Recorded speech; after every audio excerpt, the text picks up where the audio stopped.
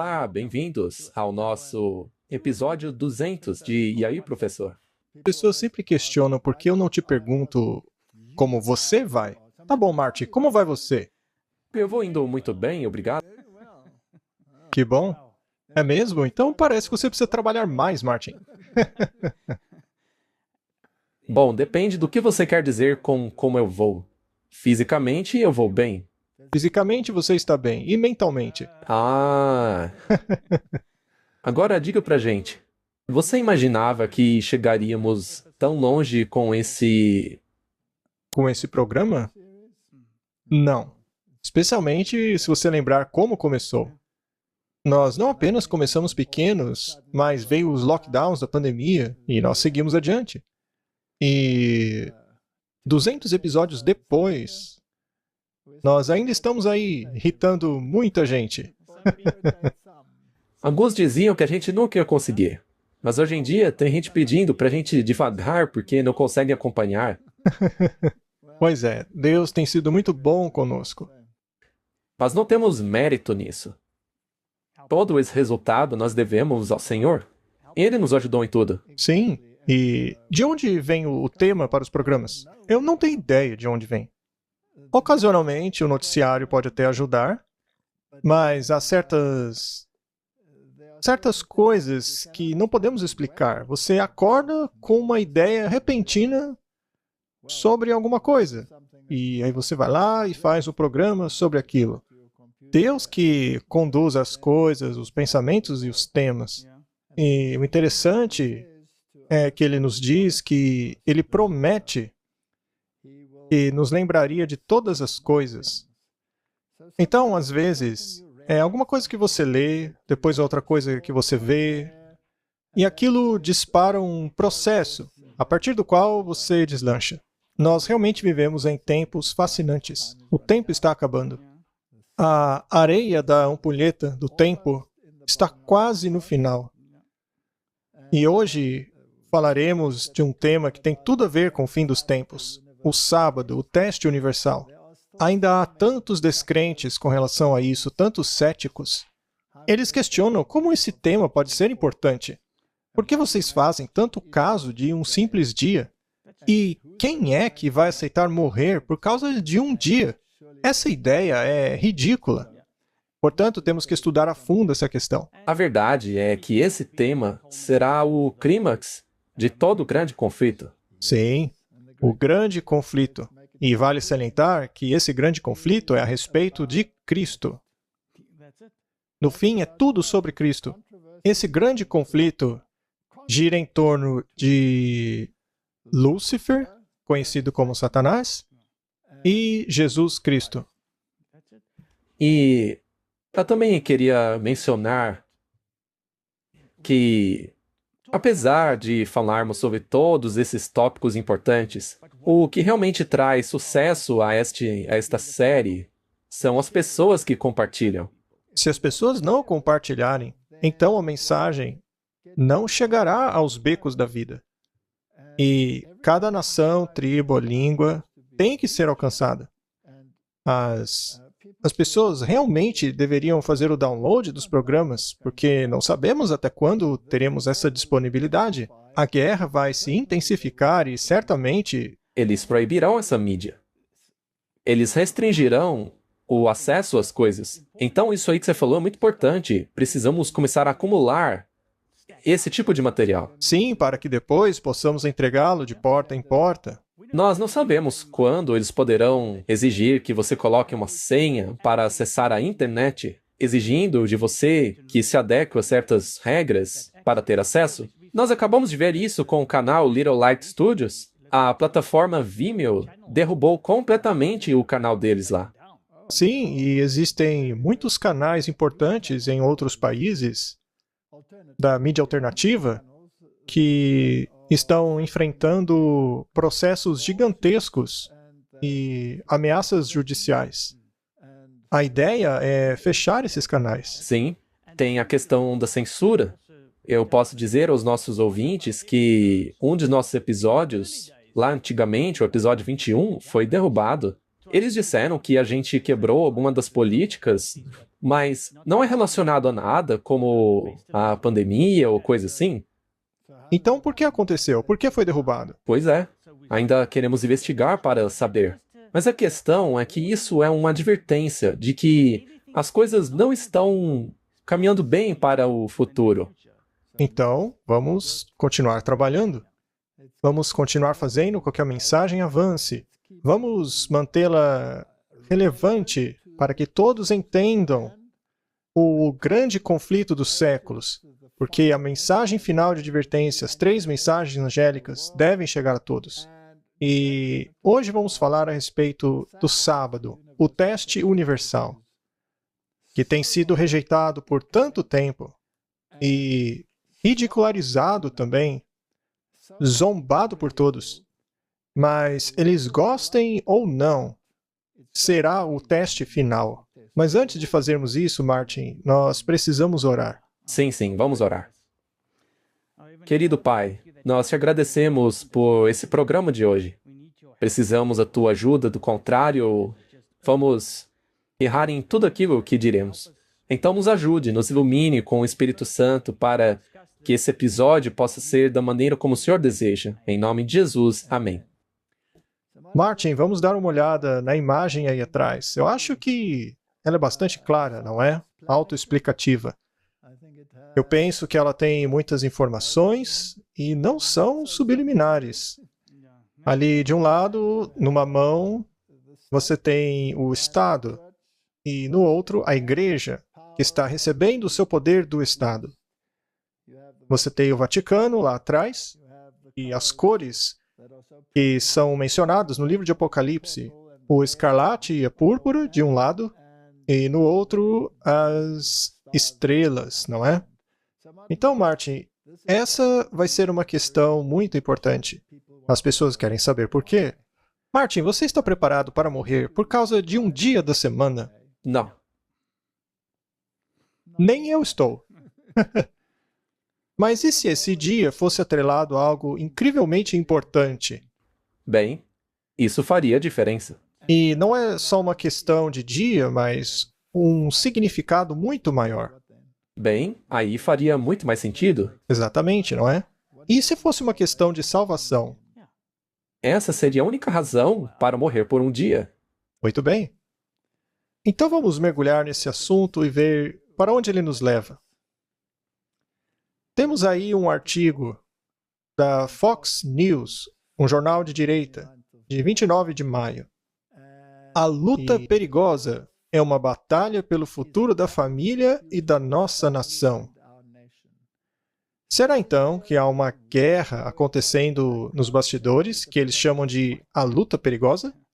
Bem, nós podemos ver a guerra. Podemos ver que definitivamente as coisas não estão em paz. Muito bem.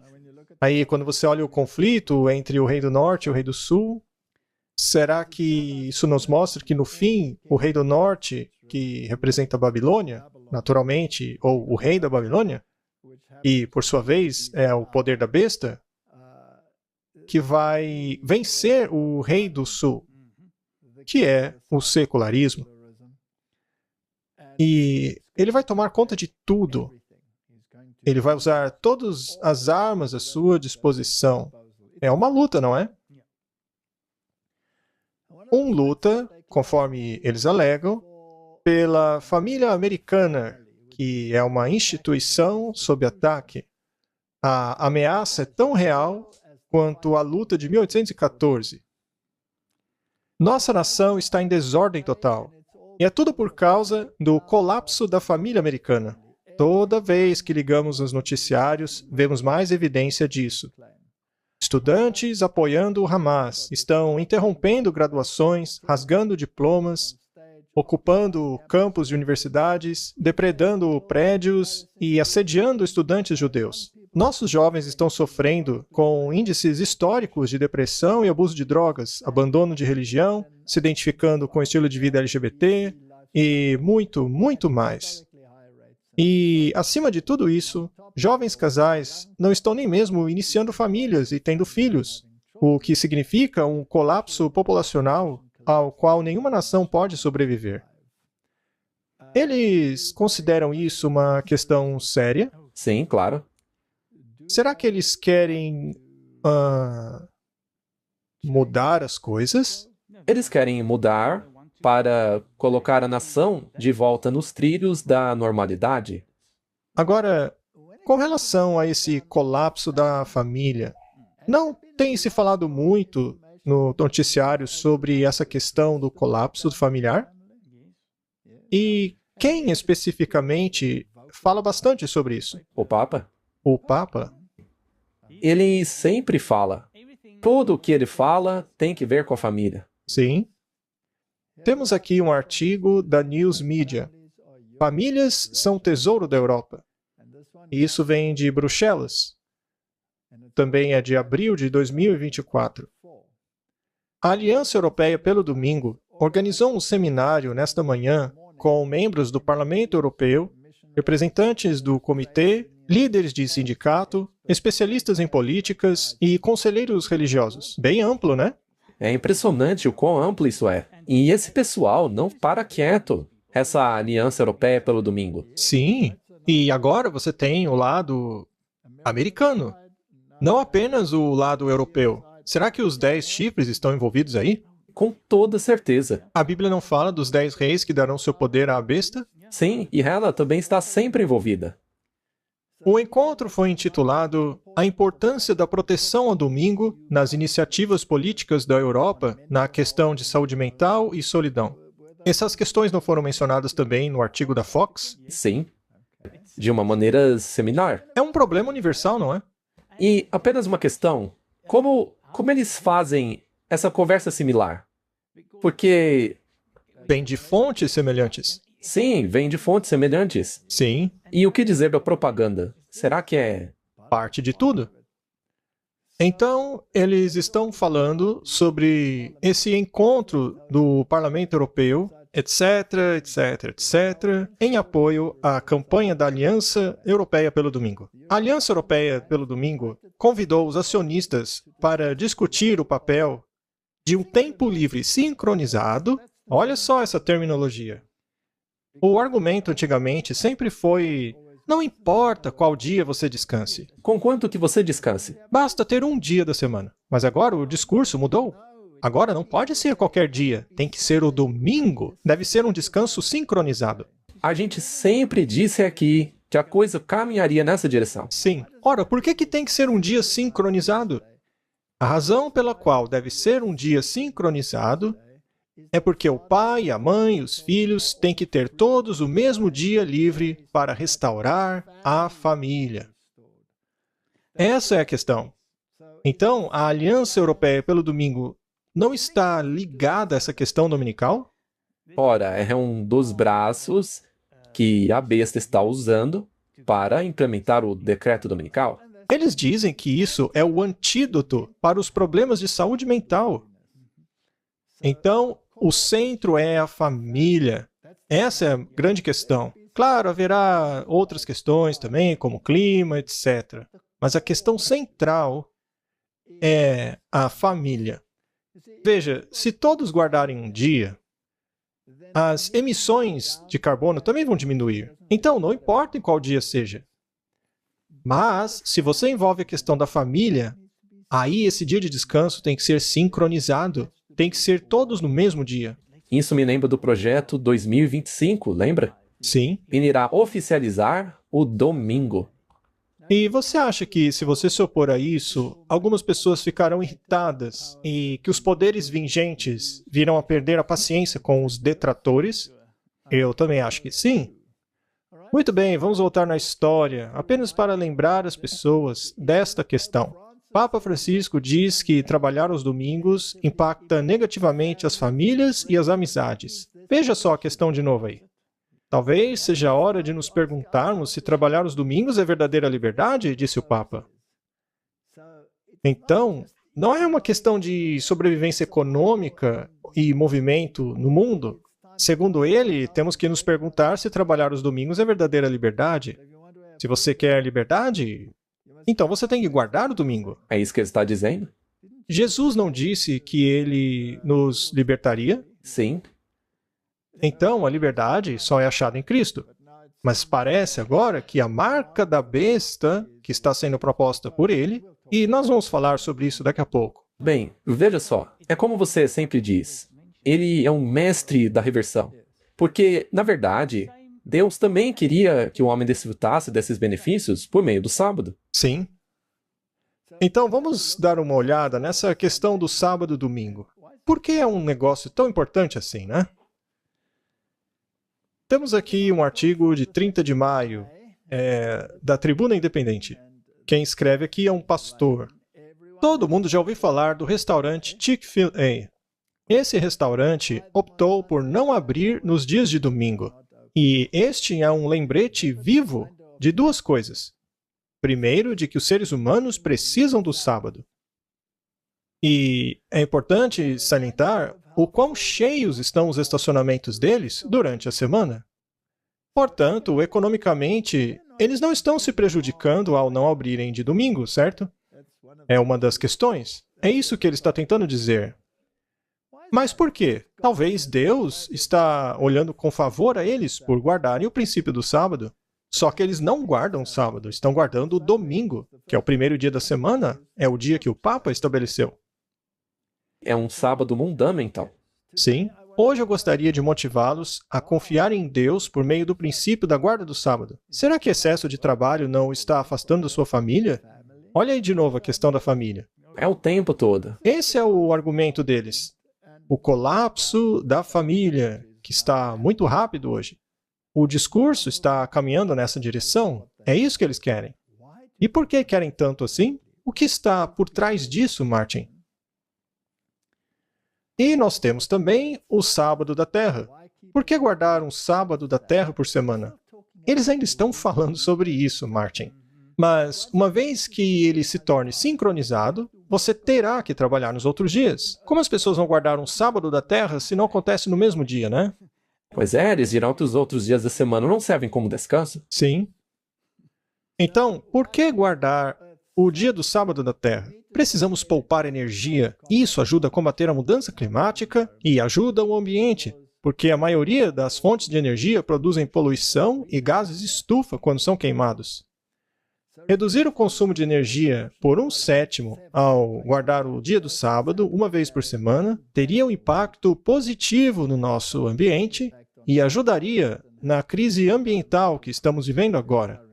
Martin, talvez se eles introduzirem isso daí, aí os gurus climáticos não irão mais atacar quadros de autoridades e nem se colar em rodovias, não é? Não é? Você acha mesmo que vandalizar a pintura de um rei e se colar no asfalto ajudaria o clima? Eu deixaria eles colados lá. Sem comida, sem bebida, sem banheiro. Colados. Fique aí. Fique aí. Com todo mundo participando de um dia de descanso pelo ambiente, um dia da semana, cada semana, com o objetivo de limpar a terra e ajudá-la a se restaurar. Isso soa tão bonitinho, não é?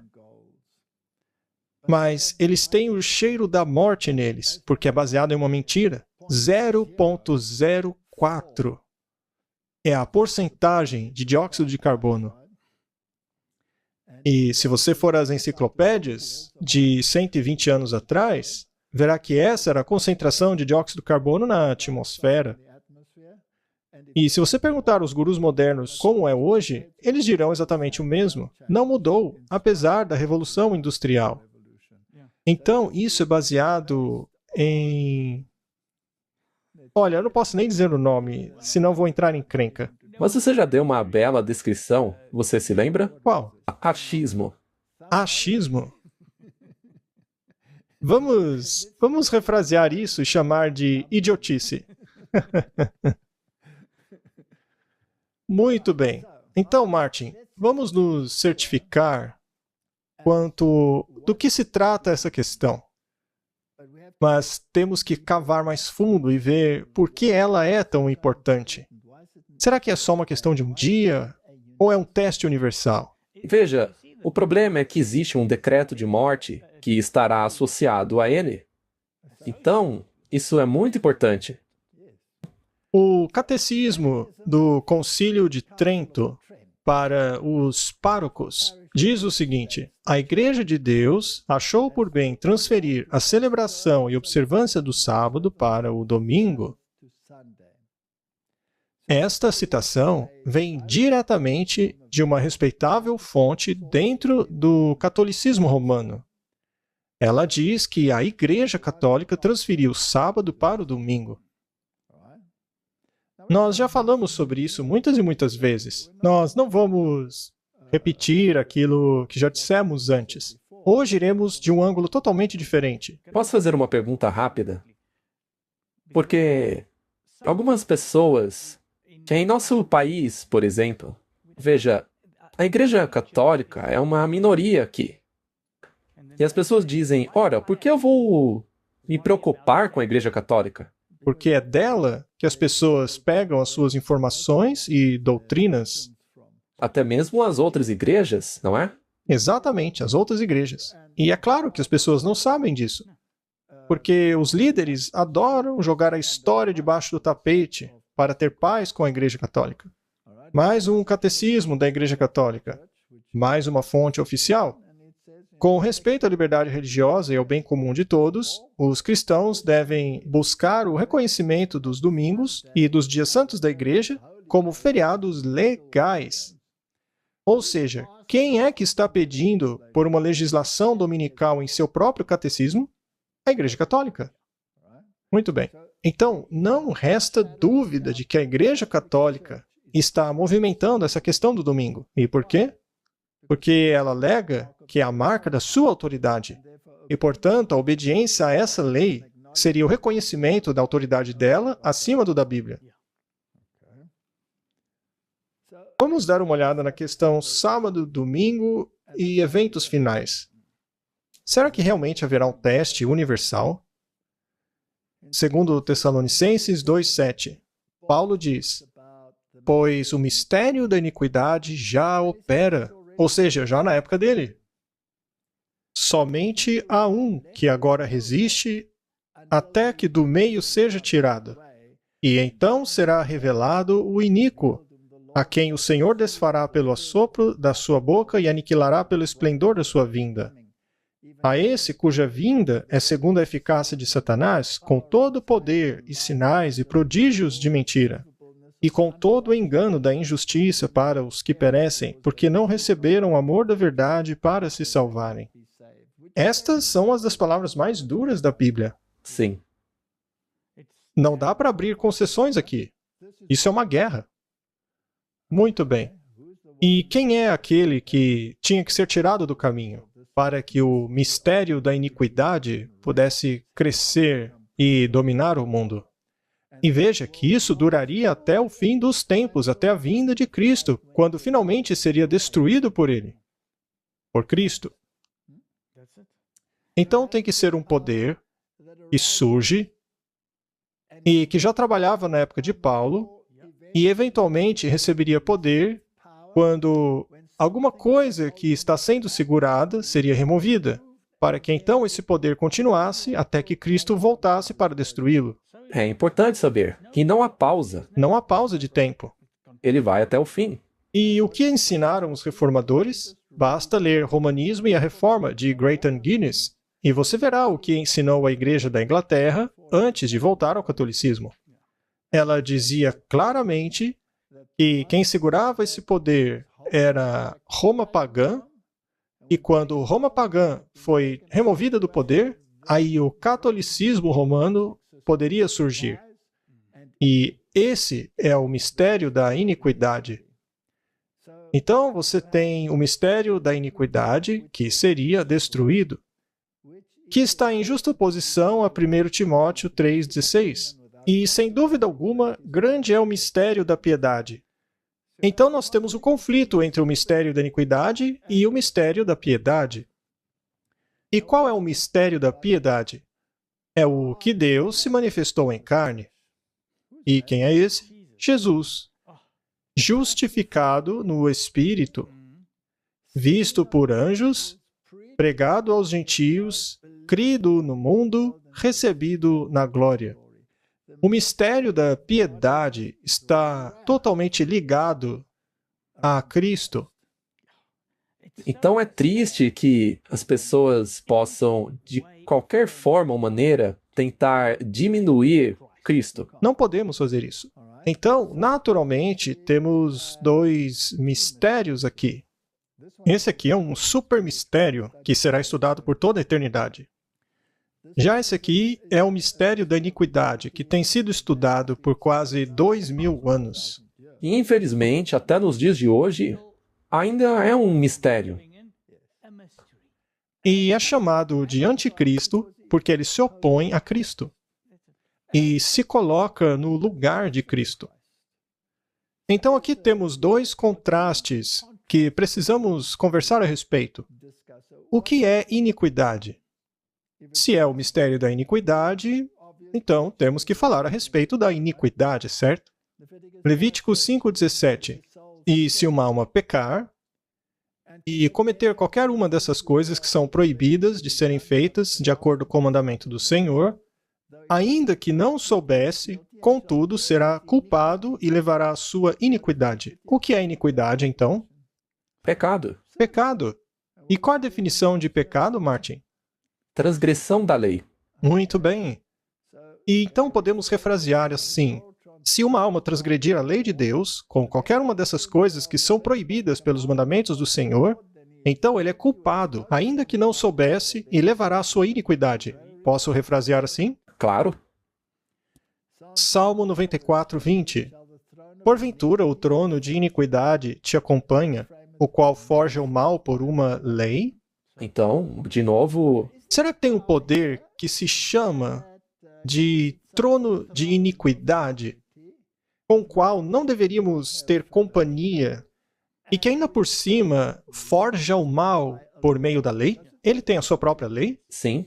Martin, a Bíblia é uma coisa maravilhosa. É claro como o sol.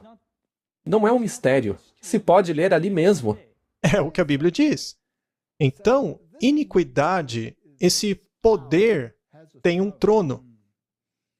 O papado não tem um trono? Deveríamos nos relacionar com ele? Não, nós. Deveríamos nos separar. Totalmente. Os reformadores não se separaram dele. Não totalmente. Eles acabaram voltando, não é? Eles se apoiaram naquilo que deveriam ter abandonado. Muito bem, então você tem a lei, os mandamentos de Deus, e depois esse sistema de iniquidade, que tem um trono, também tem uma lei. Aqui é a mensagem de Deus para os levitas, em Malaquias 2:6. A lei da verdade estava em sua boca, e a iniquidade não se achou em seus lábios. Então a verdade e a iniquidade são opostos. Já dissemos várias vezes aqui o que é a verdade. Cristo é verdade, a palavra é verdade, os mandamentos são a verdade. E também já falamos do espírito da verdade. Sim, ele está falando a respeito dos levitas. Ele andou comigo em paz e equidade e desviou muitos da iniquidade. Esse era o trabalho do levita, pois os lábios do sacerdote deveriam manter o conhecimento, e da sua boca devem os homens buscar a lei, porque ele é um mensageiro do Senhor dos Exércitos. Qual é o trabalho de um pastor? Na verdade, é ajudá-lo a guardar a lei. E desviar muitos da iniquidade, que é quebrar a lei? Porém, vocês se desviaram do caminho e fizeram muitos tropeçarem na lei.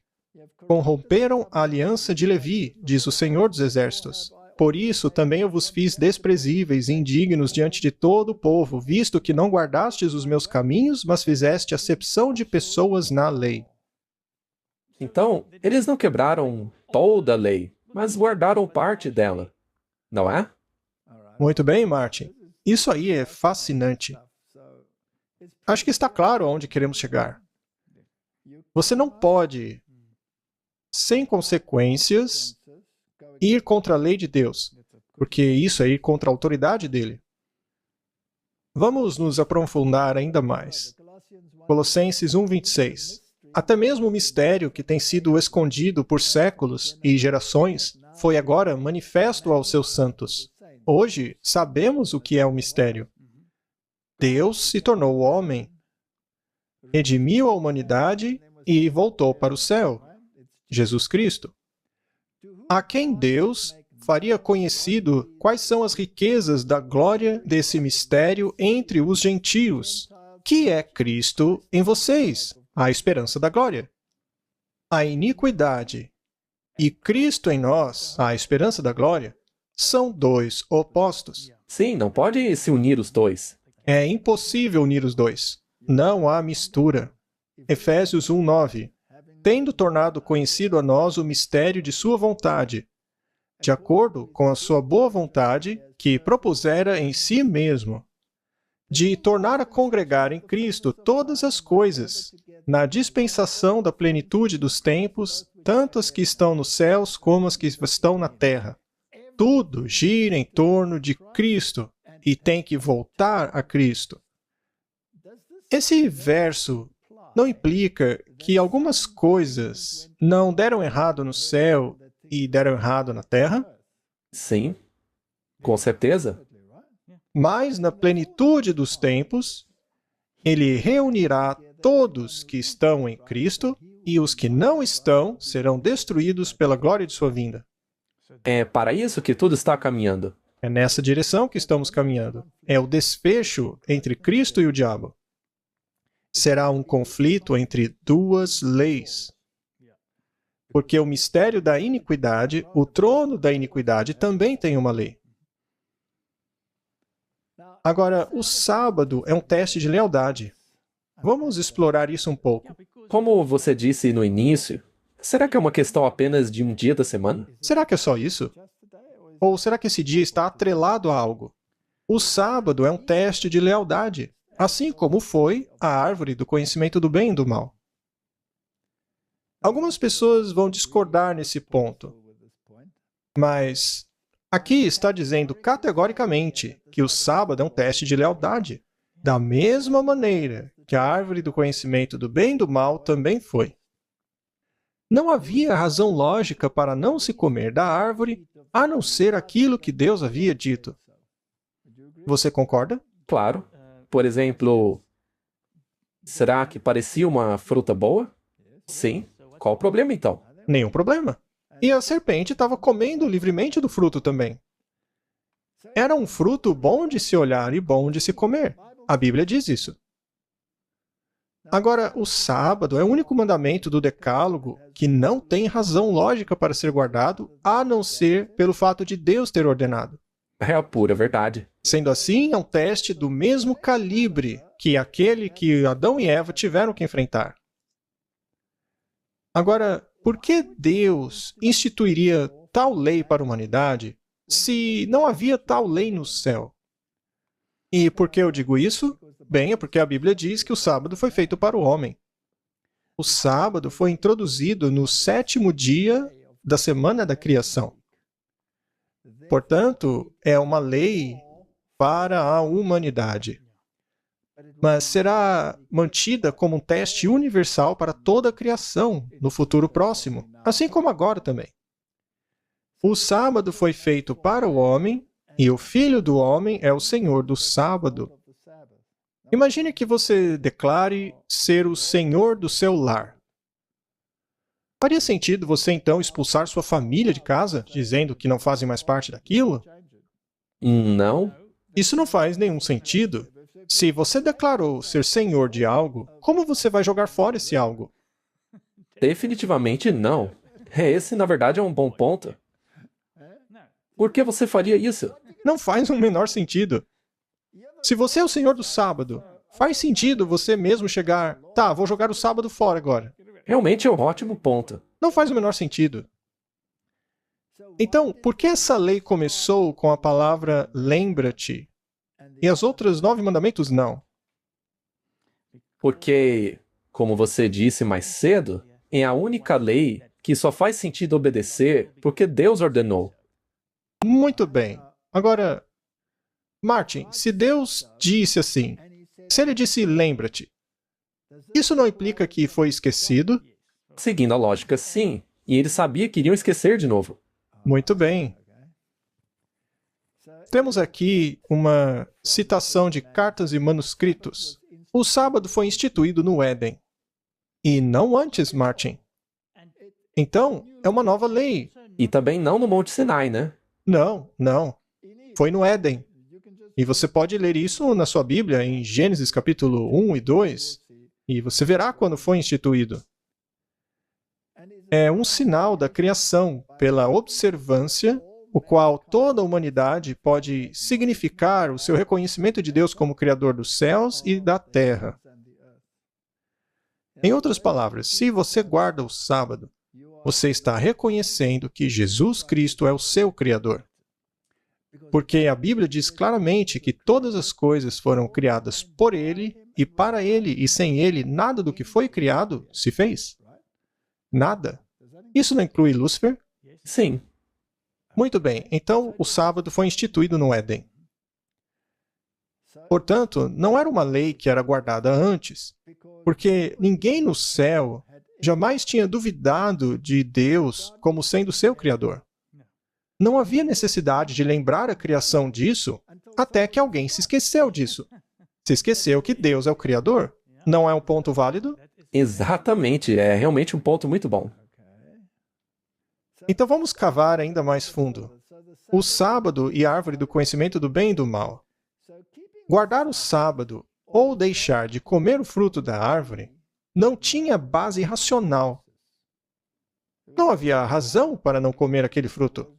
Ele era bom para se comer. Quanto a guardar o sábado, era a mesma coisa. A única razão para se guardar o sábado é porque Deus ordenou a sua guarda, porque Ele é o Criador e assim o ordenou. Afinal, existe alguma coisa inerentemente má em se fazer algo no sábado? As pessoas não fazem coisas no sábado? Sim, fazem.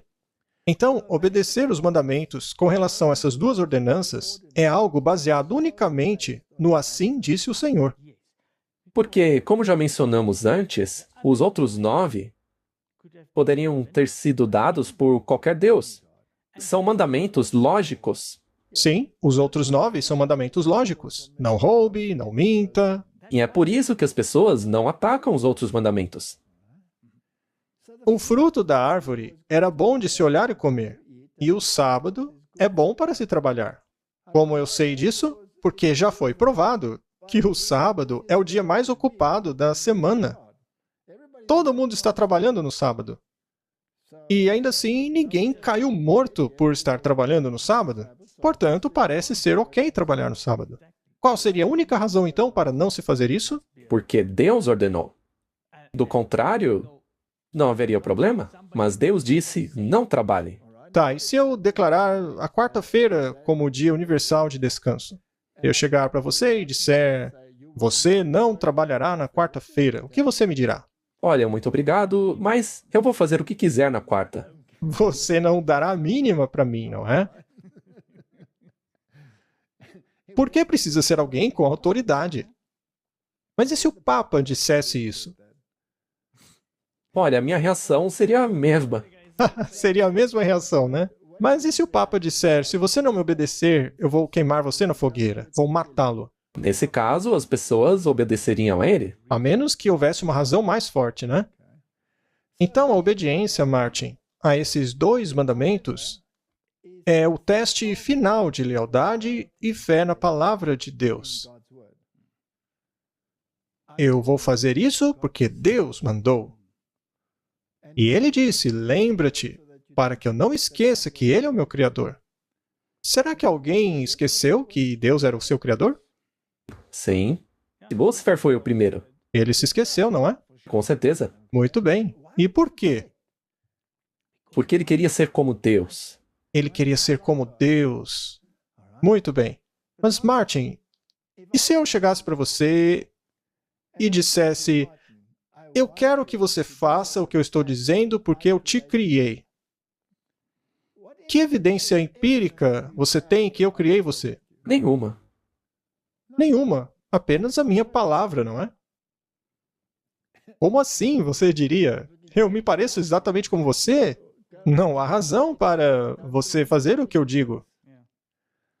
Mas e se eu então te lembrasse que a primeira vez que você abriu seus olhos, a primeira coisa que viu foi a mim? Ok. Mas ainda poderia ser apenas coincidência. É mesmo? Então, parece que é uma questão de fé. Muito bem, você tem que acreditar. Naturalmente, Deus, o Pai, foi o fiador.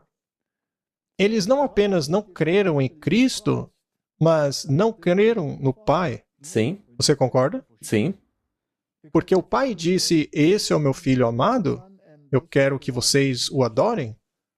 Foi Ele que criou vocês. Mas que evidência temos disso? Nenhuma. Você tem que acreditar pela fé.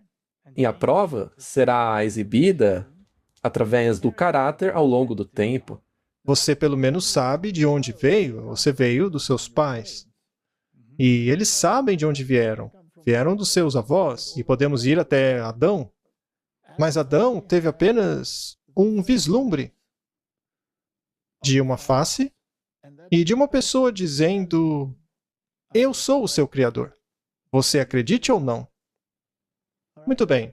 Você concorda que o pecado começou no céu quando Lúcifer desejou ser igual a Deus? Sim, Porque, ao longo dos anos, ele viu muito pouca diferença em estatura e aparência entre ele e Cristo. Mas Cristo foi tomado no conselho de Deus, enquanto Lúcifer foi excluído, sim, e isso o deixou enciumado. é verdade. Muito bem. Ele desejou a posição de Cristo, que havia criado todas as coisas, inclusive o próprio Lúcifer. Você concorda? Sim, Lúcifer se rebelou contra a autoridade de Deus, e assim a criatura se rebelou contra o seu Criador.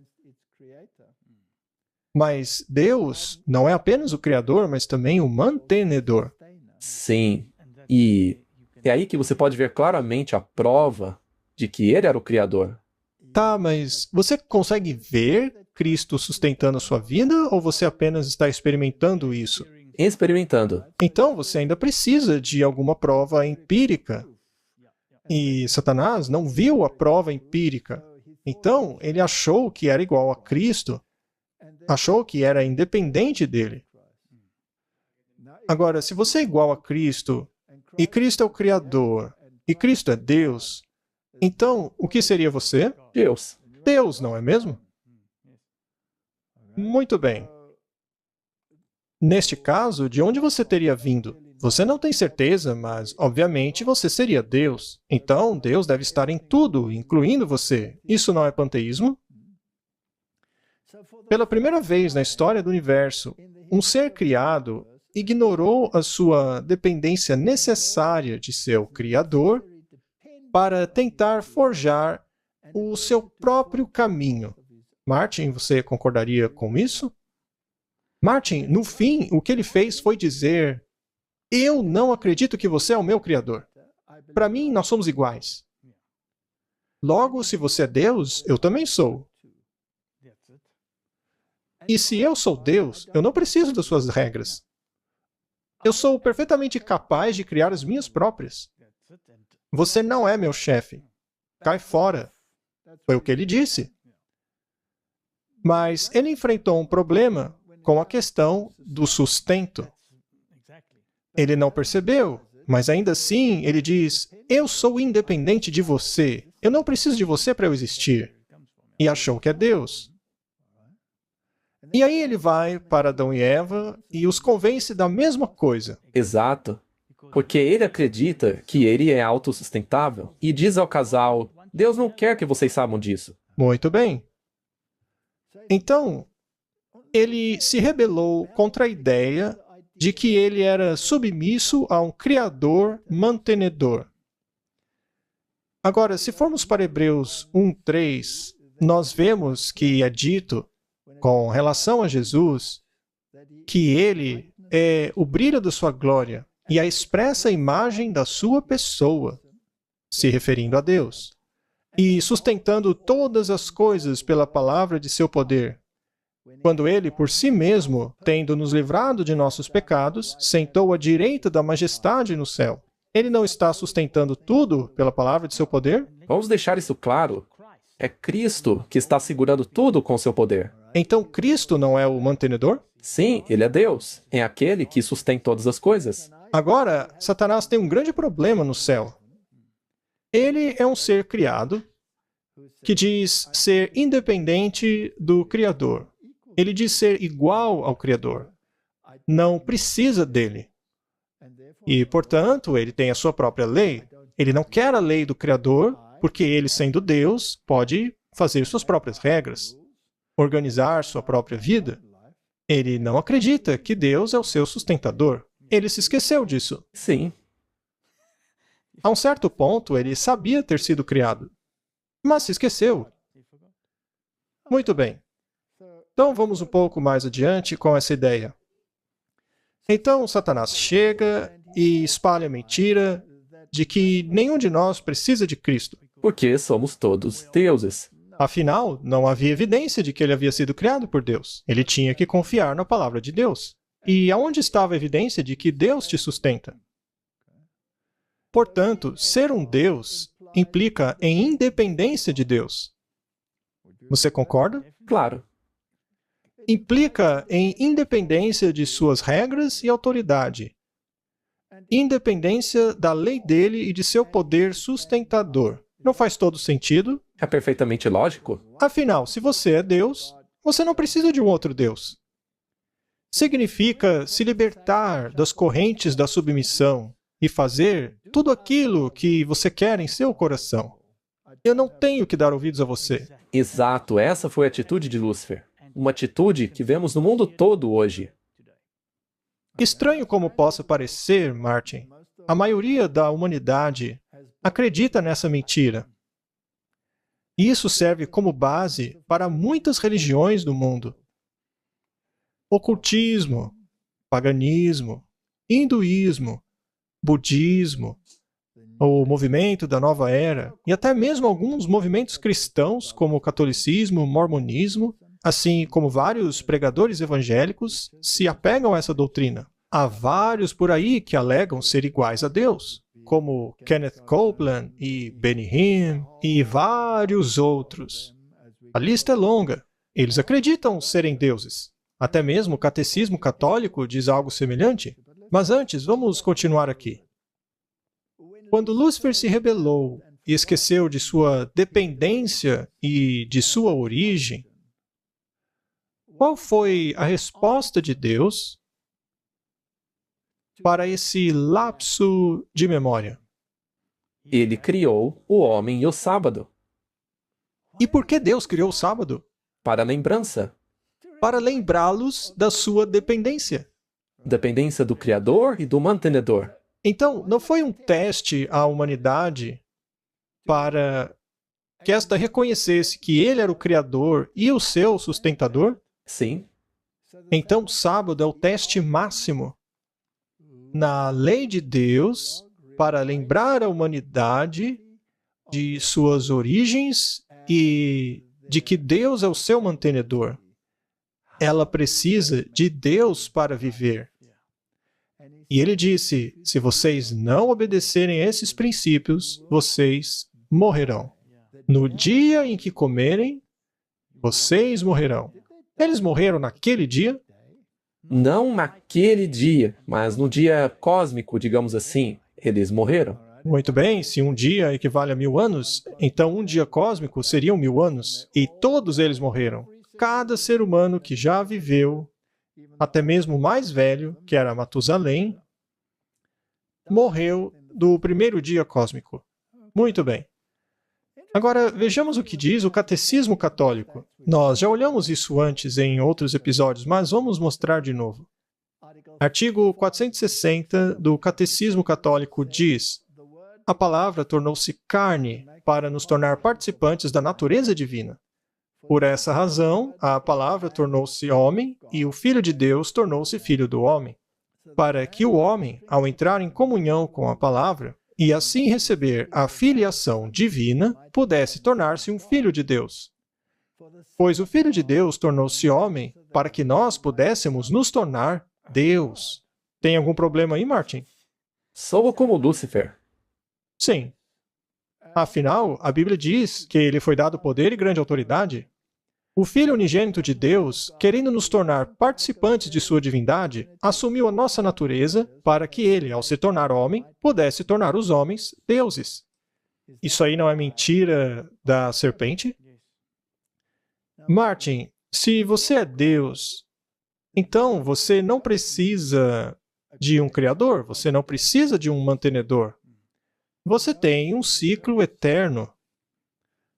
Isso é a reencarnação, é o que ensina o budismo, o hinduísmo, essas coisas. Então, nunca houve um início, nunca vai ter um fim. E se nunca houve um início, então você não é um ser criado. É a teologia da energia. Você volta para a energia e aí a energia recria. O sábado, então, acaba com tudo isso daí, pois declara que há um criador e mantenedor.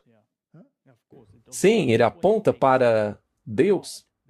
Deus, portanto, querendo que nos lembrássemos que Ele é o nosso Criador e mantenedor, criou o sábado, declarando-se Senhor desse dia. Sendo assim, nós não devemos submissão ao Senhor do sábado, que, segundo a Bíblia, é Jesus Cristo. É claro que sim, porque esta é a ferramenta para que reconheçamos isso. Então, o sábado está ligado a Jesus Cristo.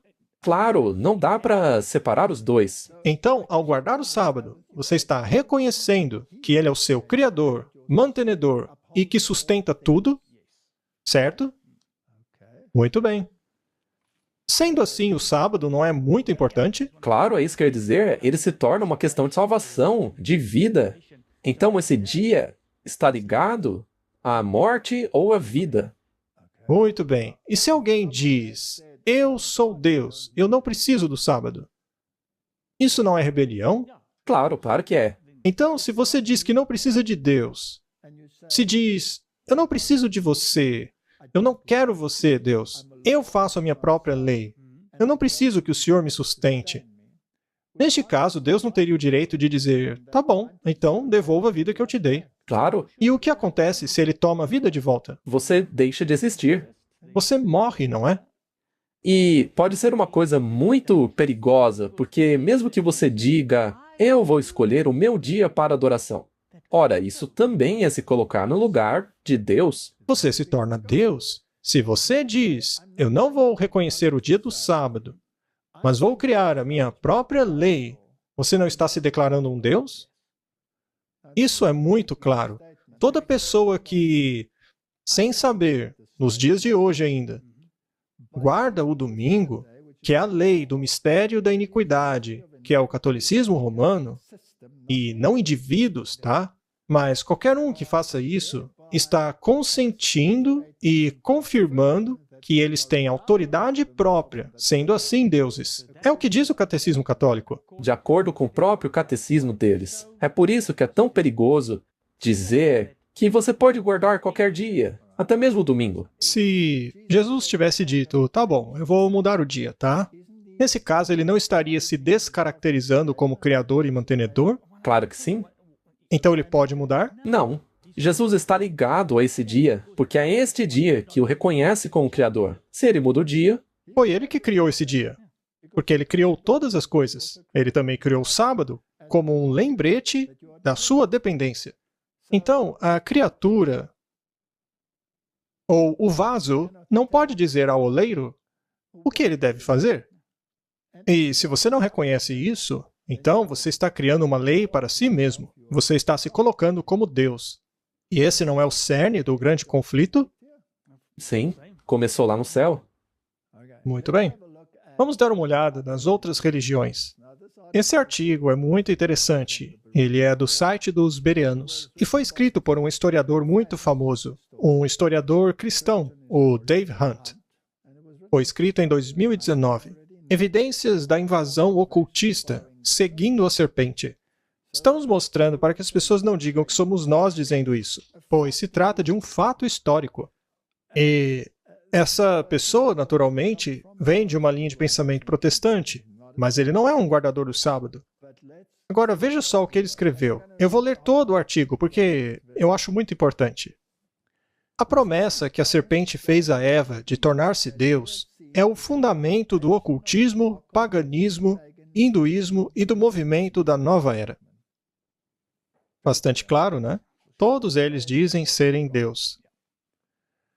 Eles pensam que não tiveram um começo. Pensam que ficarão reencarnando até atingir uma condição evoluída, quando finalmente se darão conta de sua divindade.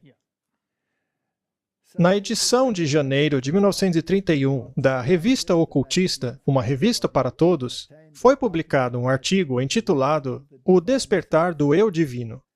A revista dizia assim: dentro de você está todo o poder do universo, todo amor, toda sabedoria, toda vida.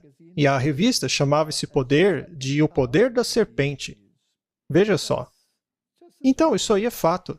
Eu acho que o nome é perfeito. Eu também. Essa mesma mentira é um tema que permeia grande parte da ficção científica. Gene Roddenberry, o já falecido criador da série Jornada nas Estrelas, foi criado em um lar batista. Ao ir a uma associação de jovens cristãos batistas, ele acabou falando negativamente de todas as religiões, especialmente o cristianismo. É interessante como o cristianismo é sempre o mais odiado, né? Roddenberry estava convencido de que a raça humana é um deus em sua infância e de que ele mesmo era Deus.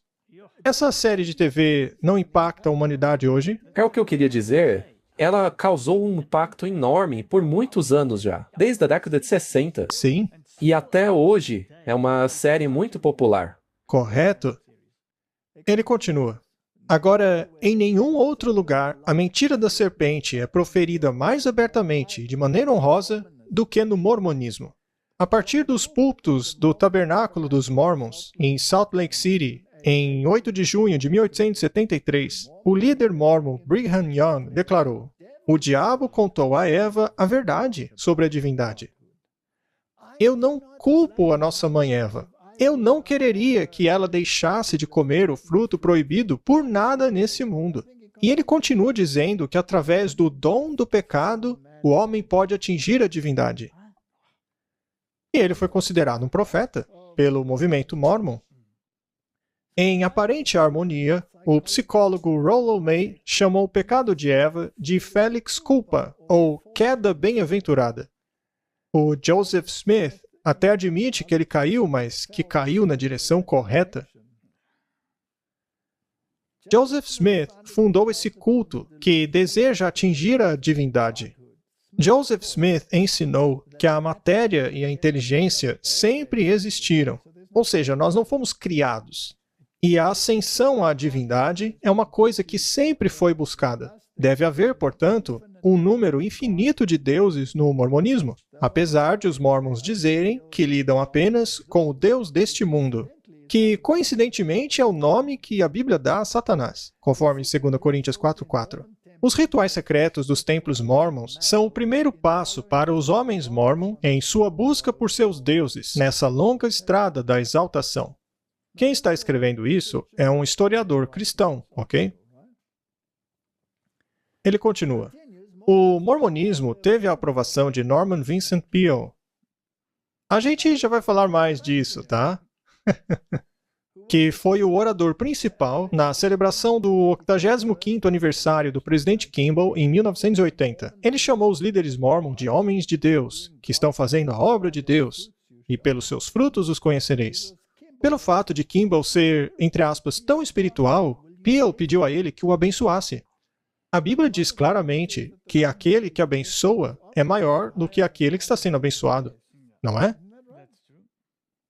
Talvez Peale, que era um maçom de 33º grau, tenha favorecido o mormonismo pelo fato deste parecer-se com a maçonaria. Ainda bem que quem está dizendo isso é outra pessoa, porque se fosse eu estaria levantando todo tipo de problema para mim. Mas eu já disse isso no passado e reitero minha posição. Então, ele estava lá e foi favorável à teologia deles. Ele até mesmo o abençoou. Agora, Norman Vincent Peale, Martin, foi o mentor de Billy Graham. Esse é evangélico, não é? Ele foi o mentor. Isso é fascinante, porque Robert Schuller também diz que Norman Vincent Peale foi o mentor dele. Olha só, né? E Robert Schuller, naturalmente, foi o mentor de muitos outros como Rick Warren e muitos outros. Você consegue ver onde tudo começou e como tem se infiltrado. E tem outra coisa muito interessante. É o fato de alguém que possui uma admiração magnífica por Norman Vincent Peale também referir-se a ele como mentor. É o Donald Trump. Martin, vamos dar uma olhada de novo nessa imagem aí atrás.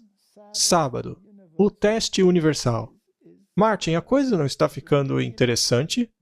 Eu acho que, veja, infelizmente, tem muita fumaça, mas felizmente, toda essa discussão vai limpar um pouco da fumaça. Vamos esperar que sim. Continuando. Cada estado nos Estados Unidos tem uma loja suprema da maçonaria, e a maioria das grandes lojas publicam um monitor para guiar os membros nas doutrinas e práticas oficiais. Veja, por exemplo, o que diz o monitor de Kentucky. Os verdadeiros 3 grandes rituais da raça humana, olha, isso é pura maçonaria. Lembre-se que no altar deles, eles têm a Bíblia, tem também o Tanakh, o Alcorão e o Santeravita.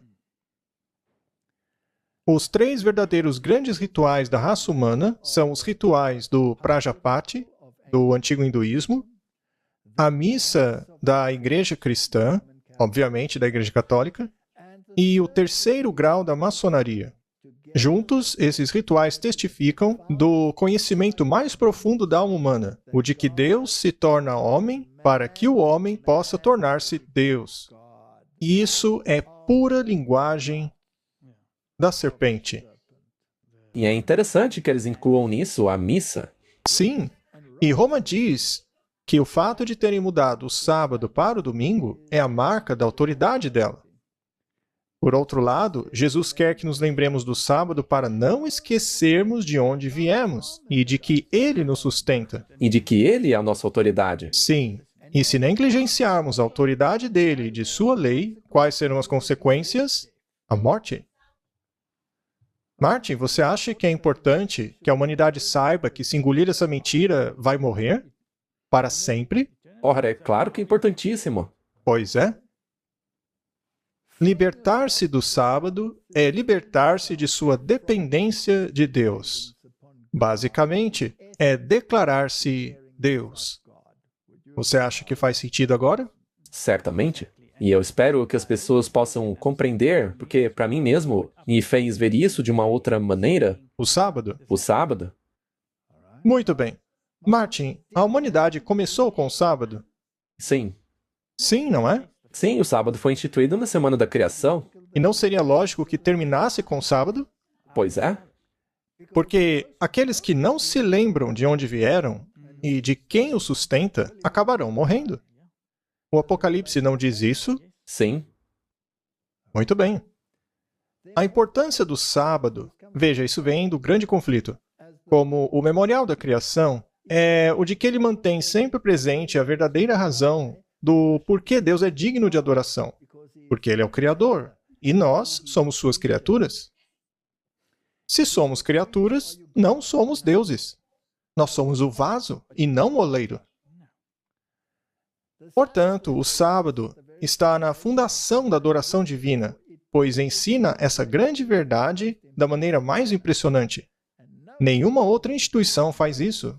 O verdadeiro fundamento da divina adoração, não daquela feita no 7º dia apenas, mas de toda a adoração, está na distinção entre o Criador e suas criaturas. Isso deixa tudo claro. Sim. Não se trata de apenas um dia. Não se trata de apenas um dia, se trata de reconhecer a Cristo como seu Criador, Redentor e Mantenedor. Ele nos tirou do Egito, Ele nos redimiu da escravidão, Ele redimiu-nos da escravidão do pecado. Exato. E ele, sendo Deus, determinou um dia. E nós não podemos mudar esse dia. E se você o fizer, está declarando ser Deus e que não precisa de outro.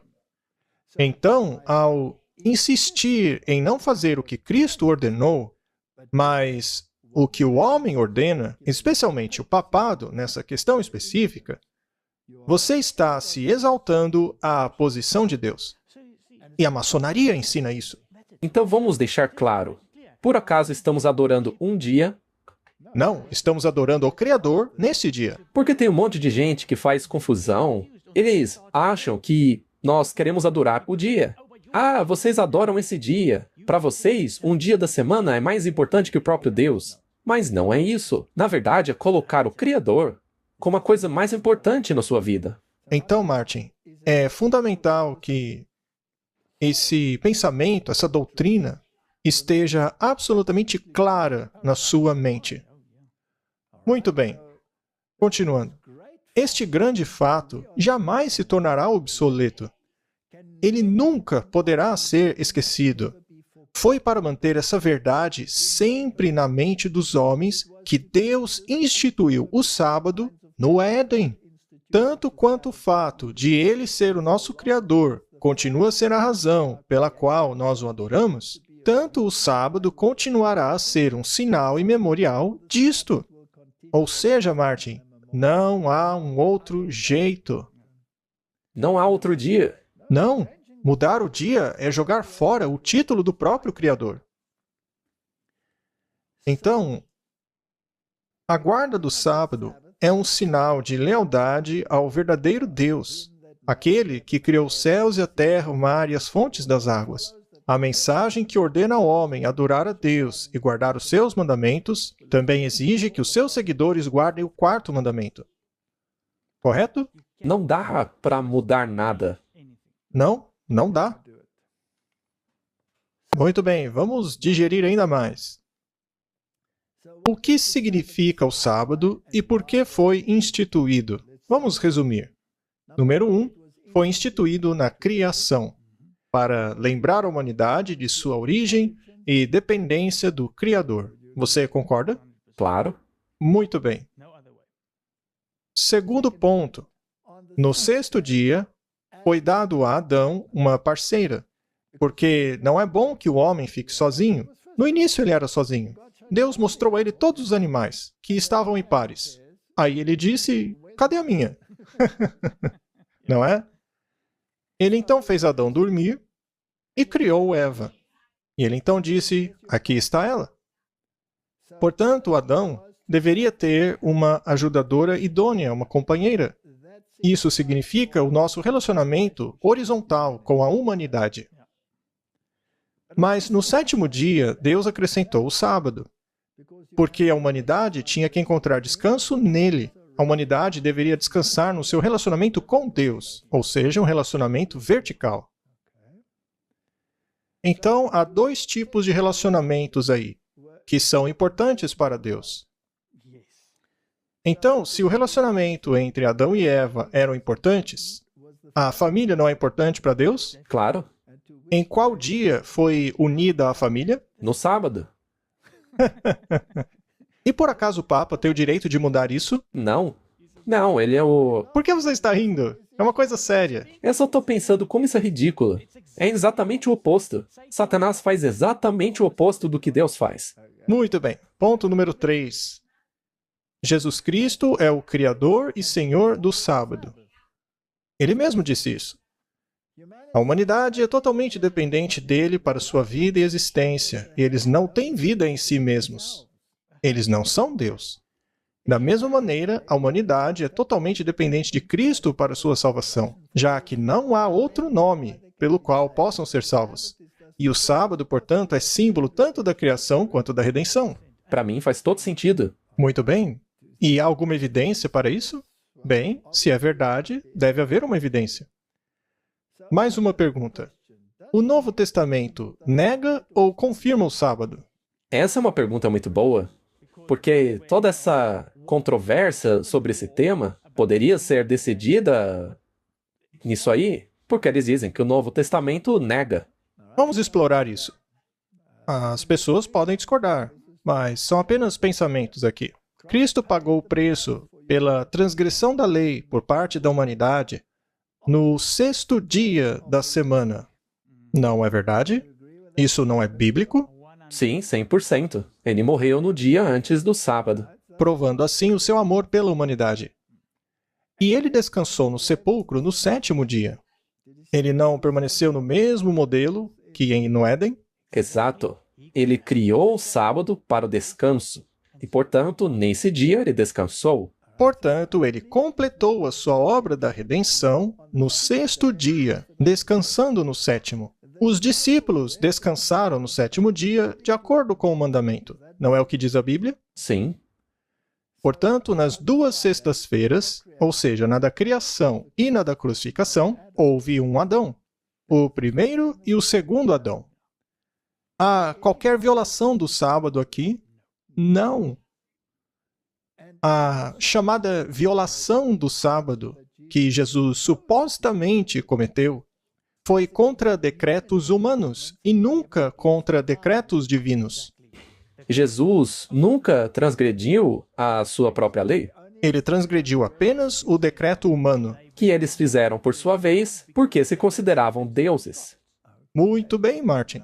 Agora, se o papado e os poderes vigentes, os governantes desse mundo, dão o seu poder à besta e criam leis da humanidade e as forçam sobre ela, por acaso Cristo é obrigado a guardá-las? Não, Você está obrigado a guardá-las? Isso não nos levaria a um conflito com eles? sem dúvida. O que eles fizeram a Cristo por conta disso? O crucificaram. E o que eles quererão fazer conosco por causa disso? A mesma coisa. Não haverá um decreto de morte? Sim, porque a humanidade é consistente em sua rebelião. Ok. Jesus não veio para abolir ou mudar nada da lei. E ele alertou aqueles que queriam fazer isso sobre as consequências de fazê-lo. Ele não disse mesmo isso? Está lá em Mateus capítulo 5. Ele ensinou que aqueles que amam a Deus devem guardar os mandamentos dele, enquanto que aqueles que dizem ser seus seguidores, mas não guardam os mandamentos, são mentirosos e não habitam na verdade. É isso mesmo. Então, existe qualquer indício de alteração da lei de Deus? Não. E a consequência de se fazer isso é a morte. A morte. Então, você concorda que redenção significa restaurar? Na verdade, redenção é como lembrar-se, trazer você de volta aquilo que você deveria lembrar. Restaurar envolve justificação e santificação. Ambas as coisas são obra de Deus. De acordo com Romanos 3, 27, há algo do que nos orgulharmos? Não, não há. Por qual lei? Pela das obras? Não, mas pela lei da fé. É obra de Deus, a qual nos apropriamos pela fé. É o que diz de acordo com esse verso. E justificação e santificação não ocorrem no mesmo tempo?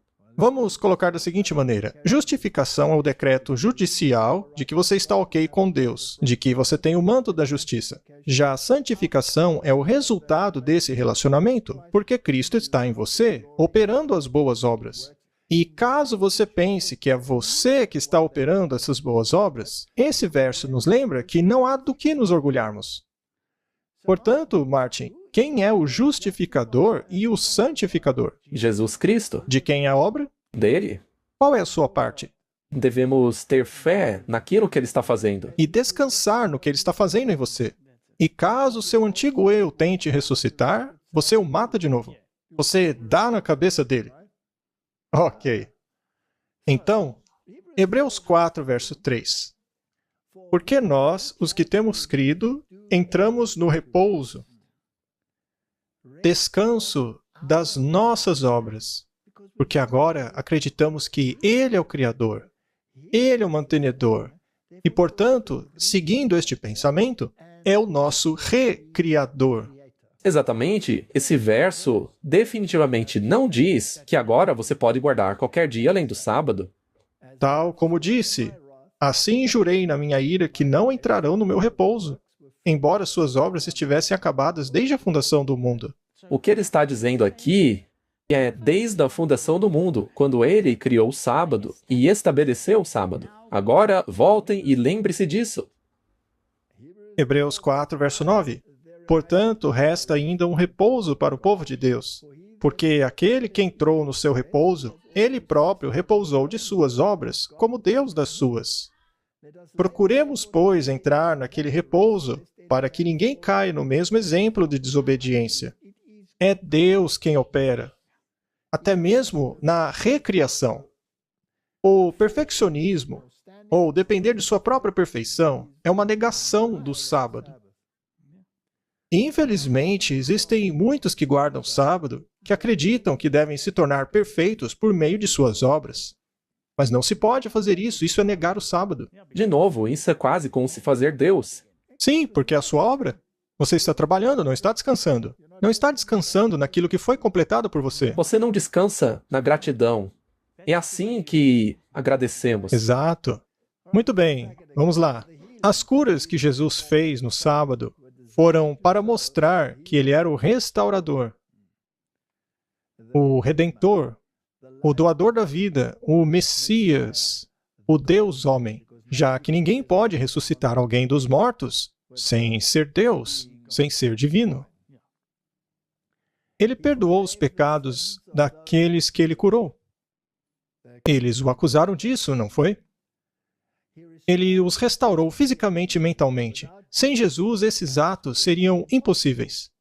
A humanidade tinha que aprender que somente nele ela poderia ser restaurada. Portanto, o descanso estava nele. Ele era o Senhor do sábado, e em cada sábado, ela se lembraria para sempre desta restauração. Jesus foi ao homem que estava lá deitado, todo paralisado, todo aleijado. E no dia de sábado, ele diz, pegue sua cama e anda. Cada sábado, essa pessoa se lembraria de que alguém disse para ele, pegue a tua cama e anda. Essa é a prova de que ele é o restaurador. E foi qualquer um que fez isso? Não, foi Deus. E eles entenderam isso, porque caíram aos seus pés e o adoraram, porque só Deus faz isso. E só Deus pode aceitar a adoração? E quanto àqueles que se achavam deuses? Não ficaram irritados quando viram isso? É por isso que eles o mataram? Exato. Então, isso seria para sempre um sinal de sua restauração. O sábado sempre comemorará a obra terminada de Cristo. Será que Cristo foi a eles dizendo, vocês devem fazer isso e depois aquilo? Não, não foi isso. Romanos 6,17. Mas graças a Deus, que vocês, tendo sido servos do pecado, obedeceste de coração a forma de doutrina a que fostes entregue. E, libertados do pecado, fostes feitos servos da justiça. Se você serve a justiça, você está servindo Cristo. E se você serve a Jesus Cristo, o que dia você guarda? O sábado? O sétimo dia. Muito bem. Martin. Lá em Êxodo, lemos assim, lembra-te do sábado para santificá-lo. E aí diz que você tem que trabalhar 6 dias, mas no sétimo é o sábado. Não é o primeiro dia. E esse dia deve ser guardado porque Deus criou os céus e a terra. Ok? Em outras palavras, Deus o abençoou e disse, não esqueçam de que eu sou o Criador de vocês. Vocês são obras de minha mão. E em Deuteronômio, ele dá o mesmo mandamento. Ele diz, lembrem-se que vocês foram servos, foram escravos na terra do Egito, e eu os tirei dessa escravidão. E, portanto, eu vos ordenei que guardem o sábado. Isso não é redenção. É redenção? Então um não nega o outro? Na verdade, Um aumenta o outro. isso torna-se muito mais claro. Eu sou o Criador e você é o redimido? Será então que Deus cometeu um erro de ter reescrito as tábuas dessa maneira após Moisés ter quebrado as primeiras? Não. Não, Deus apenas acrescentou uma informaçãozinha extra ali. Isso é incrível. É lindo. Então, Martin, se esse é o caso, e Cristo representa a redenção do pecado, a libertação do pecado, como acabamos de ler nas páginas anteriores, isso por acaso nega o sábado ou fortalece o sábado? Fortalece a guarda do sábado. Temos aí agora o alto clamor e uma advertência contra a marca da besta. E lemos isso em Apocalipse. O terceiro anjo seguiu, dizendo em alta voz, se qualquer homem adorar a besta e sua imagem, receber a sua marca na testa ou na sua mão, o mesmo beberá do vinho da fúria de Deus, que será derramado sem mistura no cálice da sua indignação. E ele será atormentado com fogo e enxofre na presença dos santos anjos e na presença do Cordeiro. Essa é a advertência mais dura dada à humanidade. Sim. Mas não é egoísta. Não. É um lembrete de que se você não reconhecer isso, por escolha própria você estará rejeitando a vida. Você mesmo estará se excluindo da salvação. Eu sou Deus, não preciso de você, Senhor. Sou meu próprio mantenedor. Não preciso de você. E então o alto clamor e a advertência contra a marca da besta em Apocalipse 18. E depois dessas coisas vi outro anjo descendo do céu, com grande poder, e a terra foi iluminada com a sua glória. Ele clamou poderosamente com forte voz, dizendo: Caiu, caiu a grande Babilônia, e tornou-se habitação de demônios, e casa de todo espírito imundo, e ninho de toda ave detestável e impura, já que todas as nações beberam do vinho da fúria de sua fornicação, e os reis da terra cometeram fornicação com ela. E é exatamente isso que mostra a nossa imagem aqui atrás, Martin. A união do Estado com a igreja apóstata.